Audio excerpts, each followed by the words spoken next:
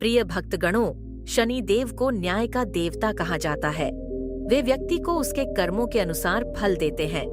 ज्योतिष शास्त्र में उन्हें न्यायाधीश का स्थान प्राप्त है। यदि किसी जातक की कुंडली में शनि दोष होता है तो वह जीवन में तमाम तरह की समस्याओं का सामना करता है। साथ ही व्यक्ति बीमारी से ग्रसित होने लगता है। वहीं अगर किसी पर शनि देव की कृपा बनी हो तो उसकी तरक्की के योग्य बनने लगते हैं। यदि विधिनुसार शनि देव की पूजा की जाए तो मनोवांछित फलों की प्राप्ति होती है। इसके अलावा सभी रुके हुए कार्यों को गति मिलती है। भक्तगणों, शनि देव को सूर्यास्त के बाद पूजकर उनके मंत्रों का जाप किया जाता है। शनि मंत्र शनि दोषों को दूर करने के लिए एक अचूक उपाय है। शनि नवग्रह के गलत स्थान पर होने से ज्योतिषीय समस्याएं उत्पन्न हो सकती हैं। जो भी व्यक्ति साढ़े साथी, वैवाहिक समस्याओं और शनि की कुंडली की प्रतिकूल स्थिति से पीड़ित है, उन्हें इस मंत्र का 108 बार उच्चारण करने से बहुत लाभ हो सकता है। यह शनि मंत्र राशि चक्र से शनि के सभी नकारात्मक प्रभावों को समाप्त करता है। कहा जाता है कि शनि मंत्र दुख और कष्टों को दूर करने में सक्षम है। साथ ही यह मंत्र शत्रुओं से आपकी रक्षा करता है। यह मंत्र आपको रक्षा कवच प्रदान करता है जो आपकी हर संकट से रक्षा करता है। यदि यह मंत्र जागृत हो गया तो इसकी ऊर्जा से धीरे धीरे आपकी राशि से सारे नकारात्मक प्रभाव समाप्त हो जाते हैं और आपकी राशि पहले की तरह पवित्र हो जाएगी। शनि मंत्र का नियमित खासकर शनिवार के दिन जाप करने से व्यक्ति के घर में जो भी दुख या कष्ट है वह पूरा खत्म हो जाता है। यह मंत्र इतना प्रभावशाली है कि यह आपके वैवाहिक समस्याओं को ठीक कर देता है। आपको अज्ञात रोगों से भी छुटकारा मिलता है। इस मंत्र का जाप करने से व्यक्ति में संयम, अनुशासन एवं धैर्य जैसे गुणों का विकास होता है। हम सभी जानते हैं कि शनि देव भाग्य के देवता है, तो इस मंत्र से व्यक्ति के जीवन में सौभाग्य और समृद्धि आती है। भक्तजनों, इस मंत्र को जागृत करने के लिए इसका 108 बार जाप करना होता है। यदि आप इस मंत्र का उच्चारण करने में असमर्थ हैं, तो आप हमारे साथ इसे अपने मोबाइल में भी पूरा 108 बार सुन सकते हैं। लेकिन इस मंत्र को सच्ची आस्था और पूरा मन लगाकर शनि देव का ध्यान करते हुए सुनना या जाप करना होता है। यदि आप चाहते हैं कि आपके साथ आपके संबंधी या परिवार के अन्य लोगों का भी भला हो, तो आप इस वीडियो को उनको भी शेयर कर सकते हैं। अगर आप चाहते हैं कि इस प्रकार के और भी वीडियो आपको मिले जिससे आपके जीवन से जुड़ी समस्याओं का निवारण हो, तो हमारे चैनल पारस मंत्र को सब्सक्राइब कर लीजिए। वीडियो अच्छा लगे तो इसे लाइक कर दीजिए और कमेंट बॉक्स में जय शनिदेव लिखना बिल्कुल भी ना भूले। तो चलते हैं शनिदेव के इस महामंत्र की ओर। नीलांजन समाभासं रविपुत्रं यमाग्रजं छायामार्तण्ड संभुतं तं नमामि शनैश्चरम्। नीलांजन समाभासं रविपुत्रं यमाग्रजं छायामार्तण्ड संभुतं तं नमामि शनैश्चरम्। नीलांजन समाभासं रविपुत्रं यमाग्रजं छायामार्तण्ड संभुतं तं नमामि शनैश्चरम्। नीलांजन समाभासं रविपुत्रं यमाग्रजं छायामार्तण्ड संभुतं तं नमामि शनैश्चरम्। नीलांजन समाभासं रविपुत्रं यमाग्रजं छायामार्तण्ड संभुतं तं नमामि शनैश्चरम्। नीलांजन समाभासं रविपुत्रं यमाग्रजं छायामार्तण्ड संभुतं तं नमामि शनैश्चरम्। नीलांजन समाभासं रविपुत्रं यमाग्रजं छायामार्तण्ड संभुतं तं नमामि शनैश्चरम्। नीलांजन समाभासं रविपुत्रं यमाग्रजं छायामार्तण्ड संभुतं तं नमामि शनैश्चरम्। नीलाञ्जनसमाभासं रविपुत्रं यमाग्रजं छायामार्तण्डसम्भुतं तं नमामि शनैश्चरम् नीलाञ्जनसमाभासं रविपुत्रं यमाग्रजं छायामार्तण्डसम्भुतं तं नमामि शनैश्चरम् नीलाञ्जनसमाभासं रविपुत्रं यमाग्रजं छायामार्तण्डसम्भुतं तं नमामि शनैश्चरम् नीलाञ्जनसमाभासं रविपुत्रं यमाग्रजं छायामार्तण्डसम्भुतं तं नमामि शनैश्चरम् नीलाञ्जनसमाभासं रविपुत्रं यमाग्रजं छायामार्तण्डसम्भुतं तं नमामि शनैश्चरम्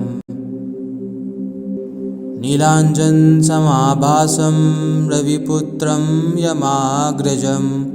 छायामार्तण्डसम्भुतं तं नमामि शनैश्चरम् नीलाञ्जनसमाभासं रविपुत्रं यमाग्रजं छायामार्तण्डसम्भुतं तं नमामि शनैश्चरम् नीलाञ्जनसमाभासं रविपुत्रं यमाग्रजं छायामार्तण्डसम्भुतं तं नमामि शनैश्चरम् नीलाञ्जनसमाभासं रविपुत्रं यमाग्रजं छायामार्तण्डसम्भुतं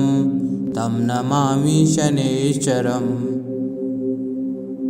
नीलाञ्जनसमाभासं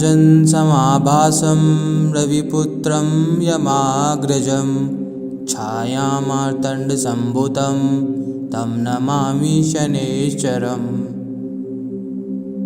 नीलाञ्जनसमाभासं रविपुत्रं यमाग्रजं छायामार्तण्डसम्भुतं तं नमामि शनैश्चरम् नीलाञ्जनसमाभासं रविपुत्रं यमाग्रजं छायामार्तण्डसम्भुतं तं नमामि शनैश्चरम् नीलाञ्जनसमाभासं रविपुत्रं यमाग्रजं छायामार्तण्डसम्भुतं तं नमामि शनैश्चरम् नीलाञ्जनसमाभासं रविपुत्रं यमाग्रजं छायामार्तण्डसम्भुतं तं नमामि शनैश्चरम् नीलाञ्जनसमाभासं रविपुत्रं यमाग्रजं छायामार्तण्डसम्भुतं तं नमामि शनैश्चरम् नीलाञ्जनसमाभासं रविपुत्रं यमाग्रजं छायामार्तण्डसम्भुतं तं नमामि शनैश्चरम् नीलाञ्जनसमाभासं रविपुत्रं यमाग्रजं छायामार्तण्डसम्भुतं तं नमामि शनैश्चरम् नीलाञ्जनसमाभासं रविपुत्रं यमाग्रजं छायामार्तण्डसम्भुतं तं नमामि शनैश्चरम् नीलाञ्जनसमाभासं रविपुत्रं यमाग्रजं छायामार्तण्डसम्भुतं तं नमामि शनैश्चरम् नीलाञ्जनसमाभासं रविपुत्रं यमाग्रजं छायामार्तण्डसम्भुतं तं नमामि शनैश्चरम् नीलाञ्जनसमाभासं रविपुत्रं यमाग्रजं छायामार्तण्डसम्भुतं तं नमामि शनैश्चरम् नीलाञ्जनसमाभासं रविपुत्रं यमाग्रजं छायामार्तण्डसम्भुतं तं नमामि शनैश्चरम् नीलाञ्जनसमाभासं रविपुत्रं यमाग्रजं छायामार्तण्डसम्भूतं तं नमामि शनैश्चरम् नीलाञ्जनसमाभासं रविपुत्रं यमाग्रजं छायामार्तण्डसम्भूतं तं नमामि शनैश्चरम् नीलाञ्जनसमाभासं रविपुत्रं यमाग्रजं छायामार्तण्डसम्भूतं तं नमामि शनैश्चरम् नीलाञ्जनसमाभासं रविपुत्रं यमाग्रजं छायामार्तण्डसम्भूतं तं नमामि शनैश्चरम् नीलाञ्जनसमाभासं रविपुत्रं यमाग्रजं छायामार्तण्डसम्भूतं तं नमामि शनैश्चरम् नीलाञ्जनसमाभासं रविपुत्रं यमाग्रजं छायामार्तण्डसम्भूतं तं नमामि शनैश्चरम् नीलाञ्जनसमाभासं रविपुत्रं यमाग्रजं छायामार्तण्डसम्भूतं तं नमामि शनैश्चरम् नीलाञ्जनसमाभासं रविपुत्रं यमाग्रजं छायामार्तण्डसम्भूतं तं नमामि शनैश्चरम् नीलाञ्जनसमाभासं रविपुत्रं यमाग्रजं छायामार्तण्डसम्भूतं तं नमामि शनैश्चरम् नीलाञ्जनसमाभासं रविपुत्रं यमाग्रजं छायामार्तण्डसम्भूतं तं नमामि शनैश्चरम् नीलाञ्जनसमाभासं रविपुत्रं यमाग्रजं छायामार्तण्डसम्भूतं तं नमामि शनैश्चरम् नीलाञ्जनसमाभासं रविपुत्रं यमाग्रजं छायामार्तण्डसम्भूतं तं नमामि शनैश्चरम् नीलाञ्जनसमाभासं रविपुत्रं यमाग्रजं छायामार्तण्डसम्भूतं तं नमामि शनैश्चरम् नीलाञ्जनसमाभासं रविपुत्रं यमाग्रजं छायामार्तण्डसम्भूतं तं नमामि शनैश्चरम् नीलाञ्जनसमाभासं रविपुत्रं यमाग्रजं छायामार्तण्डसम्भूतं तं नमामि शनैश्चरम् नीलाञ्जनसमाभासं रविपुत्रं यमाग्रजं छायामार्तण्डसम्भूतं तं नमामि शनैश्चरम् नीलाञ्जनसमाभासं रविपुत्रं यमाग्रजं छायामार्तण्डसम्भूतं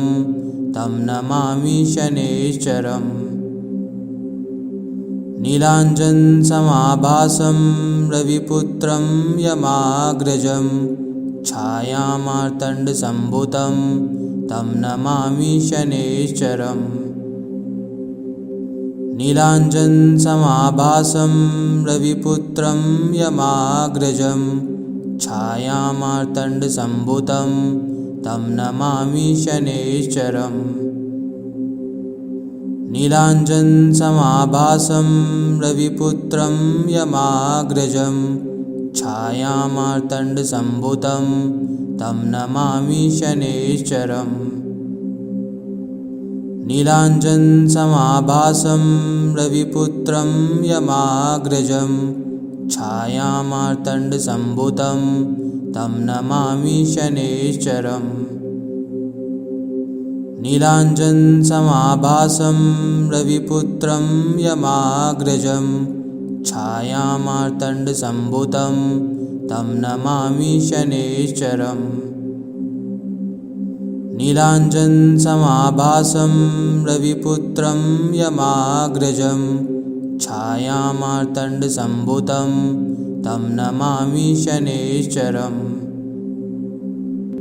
नीलाञ्जनसमाभासं रविपुत्रं यमाग्रजं छायामार्तण्डसम्भूतं तं नमामि शनैश्चरम् नीलाञ्जनसमाभासं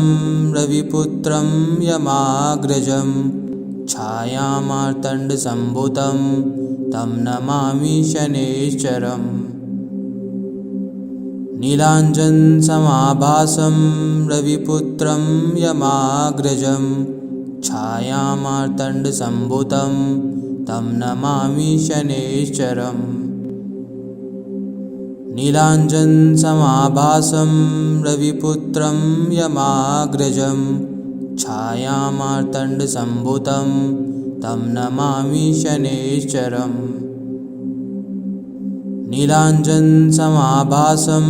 रविपुत्रं यमाग्रजं छायामार्तण्डसम्भूतं तं नमामि शनैश्चरम् नीलाञ्जनसमाभासं रविपुत्रं यमाग्रजं छायामार्तण्डसम्भूतं तं नमामि शनैश्चरम् नीलाञ्जनसमाभासं रविपुत्रं यमाग्रजं छायामार्तण्डसम्भूतं तं नमामि शनैश्चरम् नीलाञ्जनसमाभासं रविपुत्रं यमाग्रजं छायामार्तण्डसम्भूतं तं नमामि शनैश्चरम् नीलाञ्जनसमाभासं रविपुत्रं यमाग्रजं छायामार्तण्डसम्भूतं तं नमामि शनैश्चरम् नीलाञ्जनसमाभासं रविपुत्रं यमाग्रजं छायामार्तण्डसम्भूतं तं नमामि शनैश्चरम् नीलाञ्जनसमाभासं रविपुत्रं यमाग्रजं छायामार्तण्डसम्भूतं तं नमामि शनैश्चरम् नीलाञ्जनसमाभासं रविपुत्रं यमाग्रजं छायामार्तण्डसम्भूतं तं नमामि शनैश्चरम् नीलाञ्जनसमाभासं रविपुत्रं यमाग्रजं छायामार्तण्डसम्भूतं तं नमामि शनैश्चरम् नीलाञ्जनसमाभासं रविपुत्रं यमाग्रजं छायामार्तण्डसम्भूतं तं नमामि शनैश्चरम् नीलाञ्जनसमाभासं रविपुत्रं यमाग्रजं छायामार्तण्डसम्भूतं तं नमामि शनैश्चरम् नीलाञ्जनसमाभासं रविपुत्रं यमाग्रजं छायामार्तण्डसम्भूतं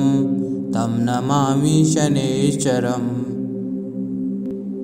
नीलाञ्जनसमाभासं रविपुत्रं यमाग्रजं छायामार्तण्डसम्भूतं तं नमामि शनैश्चरम् नीलाञ्जनसमाभासं रविपुत्रं यमाग्रजं छायामार्तण्डसम्भूतं तं नमामि शनैश्चरम्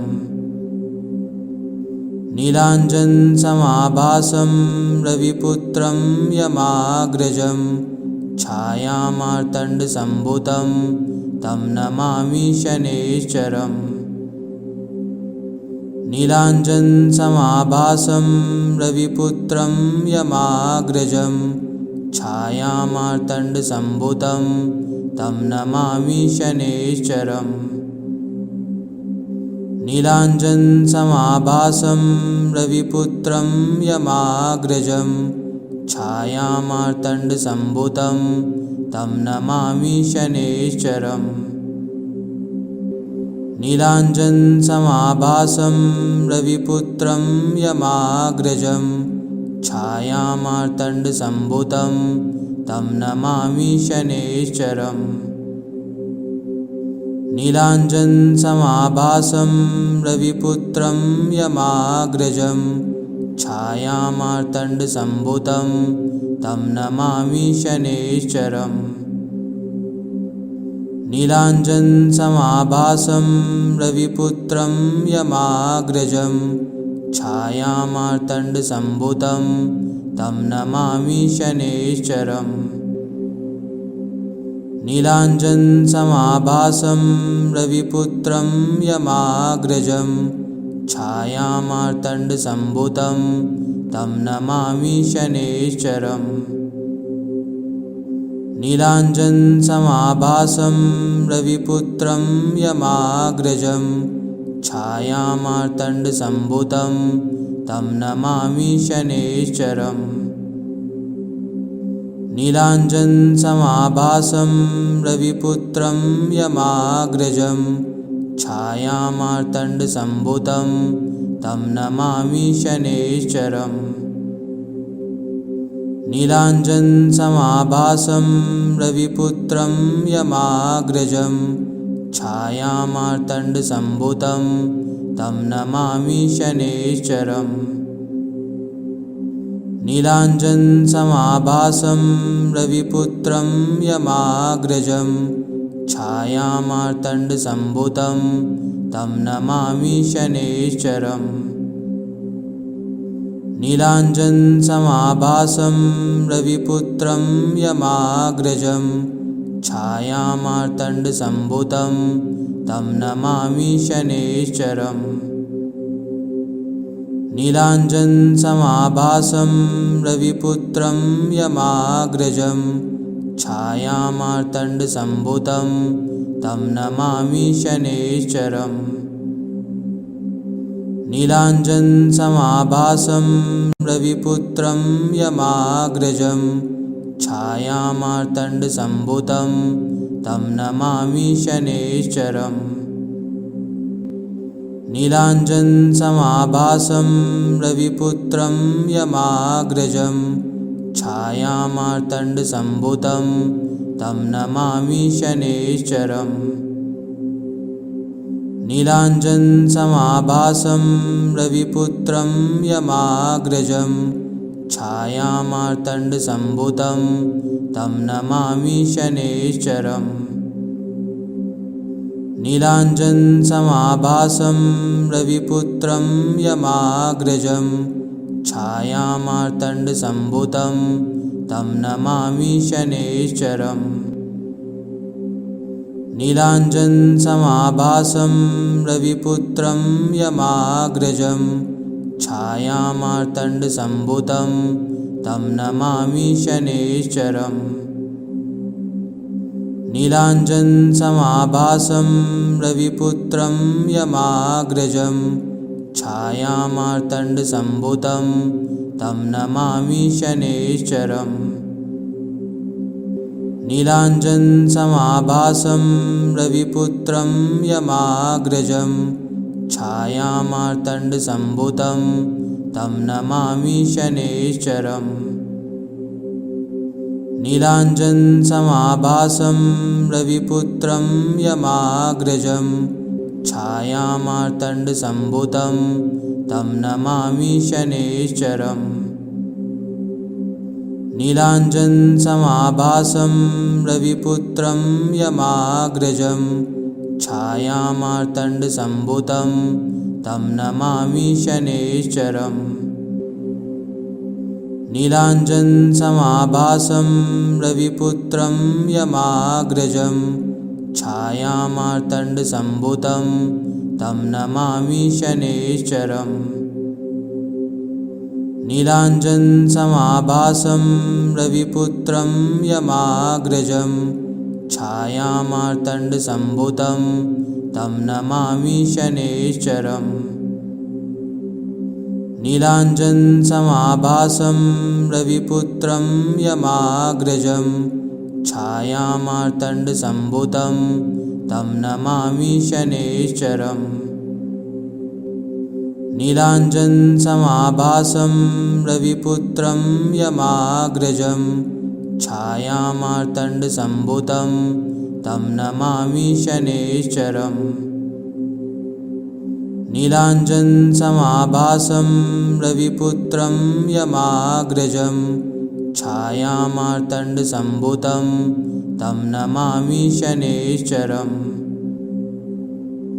नीलाञ्जनसमाभासं रविपुत्रं यमाग्रजं छायामार्तण्डसम्भूतं तं नमामि शनैश्चरम् नीलाञ्जनसमाभासं रविपुत्रं यमाग्रजं छायामार्तण्डसम्भूतं तं नमामि शनैश्चरम् नीलाञ्जनसमाभासं रविपुत्रं यमाग्रजं छायामार्तण्डसम्भूतं तं नमामि शनैश्चरम् नीलाञ्जनसमाभासं रविपुत्रं यमाग्रजं छायामार्तण्डसम्भूतं तं नमामि शनैश्चरम् नीलाञ्जनसमाभासं रविपुत्रं यमाग्रजं छायामार्तण्डसम्भूतं तं नमामि शनैश्चरम् नीलाञ्जनसमाभासं रविपुत्रं यमाग्रजं छायामार्तण्डसम्भूतं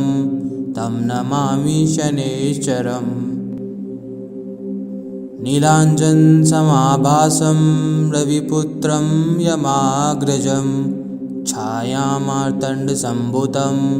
तं नमामि शनैश्चरम् नीलाञ्जनसमाभासं रविपुत्रं यमाग्रजं छायामार्तण्डसम्भूतं तं नमामि शनैश्चरम् नीलाञ्जनसमाभासं रविपुत्रं यमाग्रजं छायामार्तण्डसम्भूतं तं नमामि शनैश्चरम् नीलाञ्जनसमाभासं रविपुत्रं यमाग्रजं छायामार्तण्डसम्भूतं तं नमामि शनैश्चरम्